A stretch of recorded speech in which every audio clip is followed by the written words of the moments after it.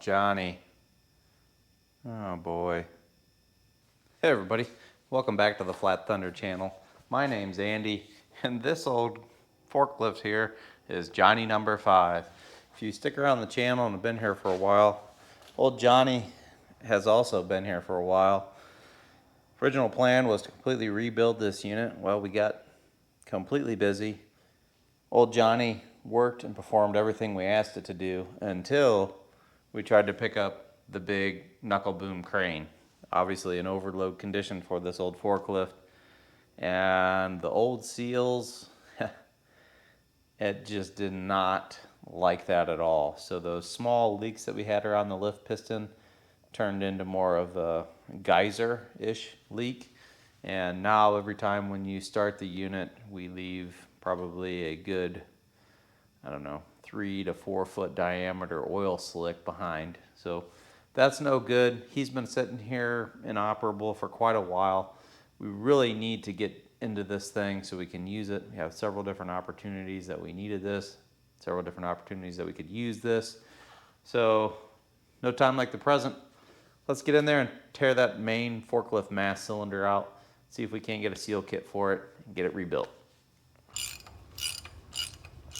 The chances this is going to be extremely heavy. One way to find out is rip it off of there. Okay, not bad.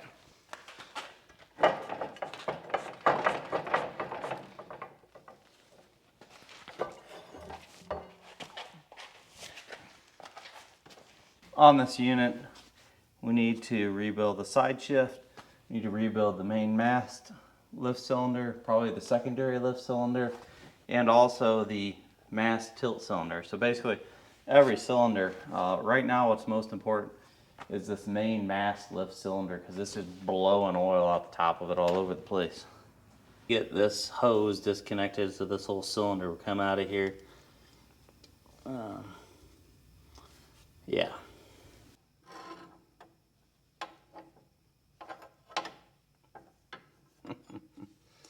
All right.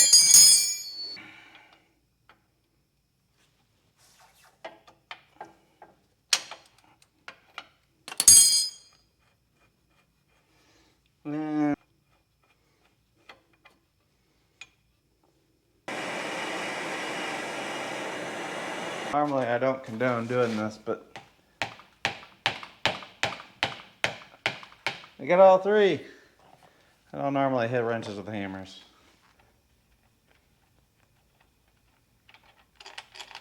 Ooh. Okay. Alright, I lifted this guy up here, this pulley bracket carriage mechanism. Got it unbolted from the piston rod. Now the cylinder can kind of move around. Just need to figure out how to get it out of there. So we got our old friend the ratchet strap here, strapped to the top, and it's hooked to one of the ears for the chains on the cylinder, and it's tensioning it enough to throw it that way, but not lifting it. So something's still holding her.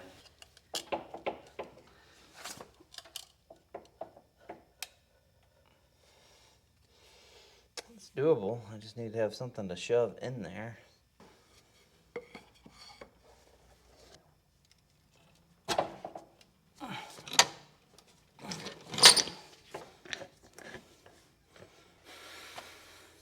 That's way better, right? We got some brickety block stack here that was holding the whole thing. Then we moved the jack over so the jack's holding it. Somewhat better.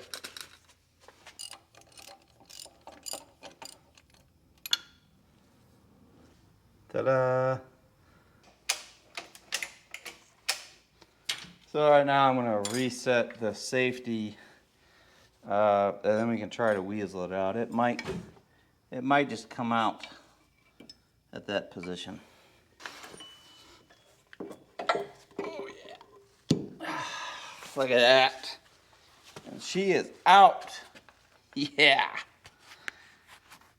Now we just need to tear this apart and figure out what seals we need. What do you guys think? You think this cylinder is going to talk to me with my little import spanner wrench? I mean, we barely got her clamped in the vise here.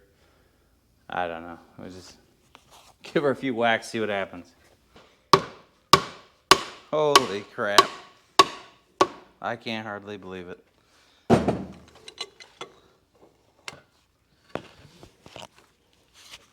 That's gorgeous. That bad boy just opened right up and said hello.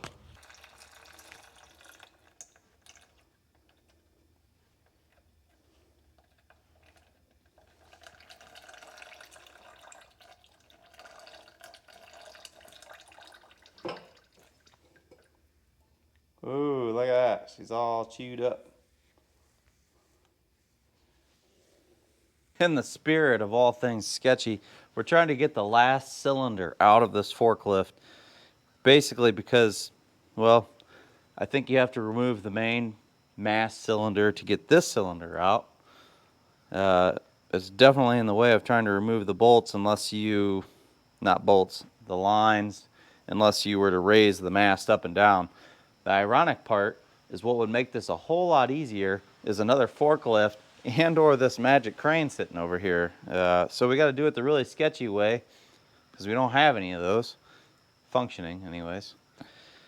So what we did here is I jacked up the forklift on the left side with a floor jack here, and then I blocked underneath the main mast rails so it would lift them up, and that gave us enough access to get this cylinder loose at the top. We just have the line and maybe a bulkhead fitting at the bottom here. Let's see if we can't get that off and get this thing out of there without pinching the crap out of our fingers.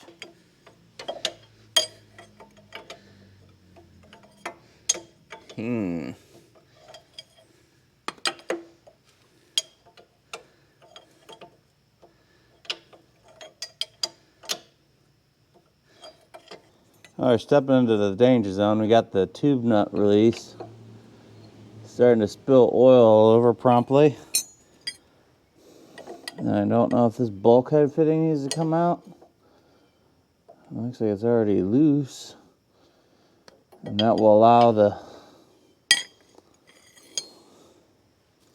cylinder to come out. I just don't know. And the trick to this was you put it underneath the nut, slide it up, turn it down, and then back. Because you just can't hardly do anything in here. I'm gonna get the line moved out of there. And for my next trick, I'm gonna try to lift, weasel, move that cylinder out of there. Man, either this thing's just really ridiculously heavy or something's holding it in there. Yep. I got this heavy duty snap ring plier set for Mom a couple Christmases ago. Hopefully this will work really good for this.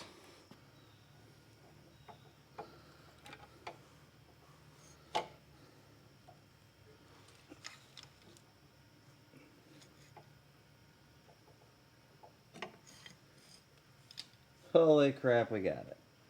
Just had to go by feel. I couldn't even see it. Kept getting one in. Oh.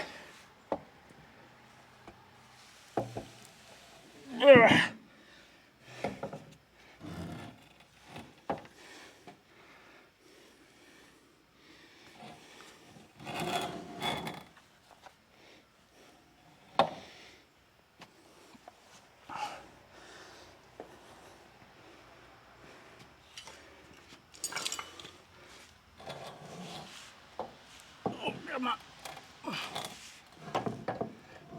Oh, it's heavy. Almost forgot this spring and little disc, which I assume is an orifice of some type for the bottom. Came out when we removed this fitting.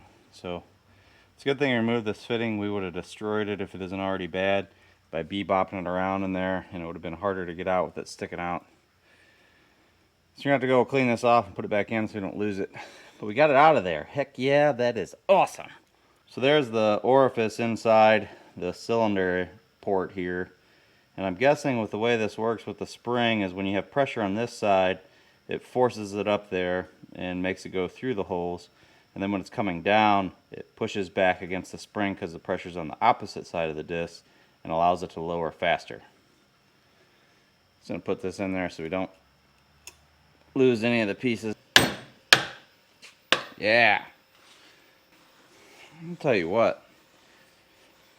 These are probably the cheapest spanner wrenches I could buy off the internet, and they are working great. I would have beat on this thing with a punch all day long or get a pipe wrench on it. That just came right off of there. Relatively minimal effort. Go find our catch pan.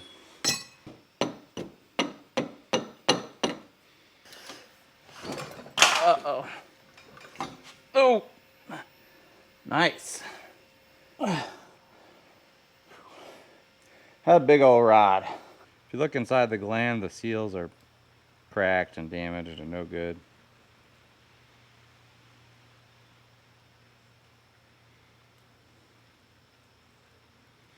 So we'll try to get new seals, and I guess I'll just put it back together. Again, I don't know why that's missing threads there, unless it was installed on a different cylinder and swapped. Weird. It's finally time. We're gonna have ourselves a cylinder rebuilding party. We got all the cylinders off old Johnny number 5 over here, except for one. One of the tilt back cylinders is still on there. We need to get that one off. But we disassembled both mast cylinders, the side shift cylinders, and one of the tilt back cylinders for the mast. We finally got all the seals in, and it's time to try to put all the seals back together again. Might get a little interesting. Poor Johnny number 5 over here has just been sitting like this, inoperable for several months now. We took the cylinders apart August-ish. The first one came apart. We ordered the seals. We tried to sequentially order them as we took the cylinders apart and got them off of Johnny number 5, and it didn't really help the process. In the long roundabout way, it kind of actually delayed it because I had 3 separate orders for all the different seals on this, whereas if I ordered one, I think it would have been faster. They also lost their order, and it took maybe like a month longer to get the last batch. But here we are. We finally have all the seals. Let's see if we can't get old Johnny back together again. This is the larger diameter main mass cylinder. I already have the seals on it, but there's a problem. See that? The new seal's on there, and it's only half the width of what it should be. That's a 1/2 inch wide groove. My seal's only 1/4 inch wide. We're gonna have to address that somehow. And then all the other cylinders there. If you go over here, we have all the pieces and parts. And this is a good example. This is the second lift cylinder. And you can see the condition of the seals and how those seals were doing. So this thing is definitely shot. Hopefully the new seals are in that bag. This is the tilt pack cylinder, has V-packs, and this is the side shift cylinder. So we got a pile of seals here, pile of seals there. We got a pile of seals over here in this box, which are the ones for this main lift cylinder. Now let's just get all the rest of these back together again and somehow address this at the same time. I got this nice little chunk of polyethylene, which is also known as UHMW, as I call it. It's kind of slippery plastic, if you will. I'm going to lop a piece of this off. This is 4-inch diameter. We're going to try to turn it down into a spacer we can use on that piston seal. Strap her in the old bandsaw and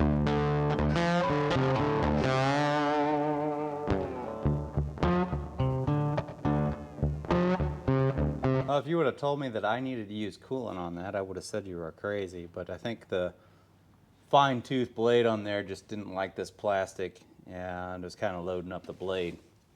We're able to buzz through there. Pretty nice cut. Yeah. Let's get this strapped in the lathe and get our little spacer turned out.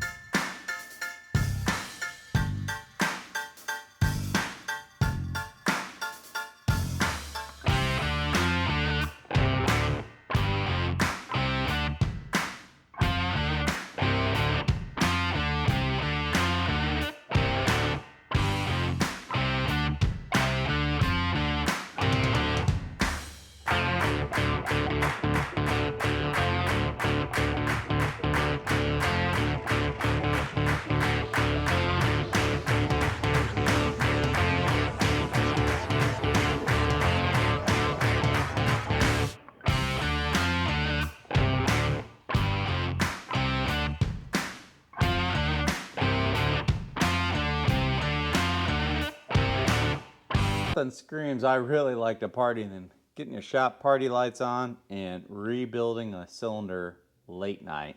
I think it's way past my bedtime, but I was really on a mission to get those spacers machined, installed on one of the cylinders, and get at least one cylinder rebuilt. We got a pile more to go here, but hopefully this will prove the theory and we'll get this bad boy back together. They're all lubed up.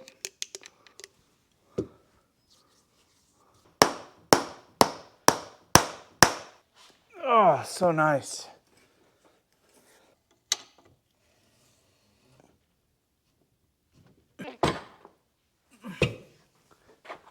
Yeah, one down, a lot more to go. I do think we need to make those same spacers for the longer lift cylinder. The other 2 or 3, I don't think so. But hopefully this thing's good to go and ready to lift without shooting oil everywhere.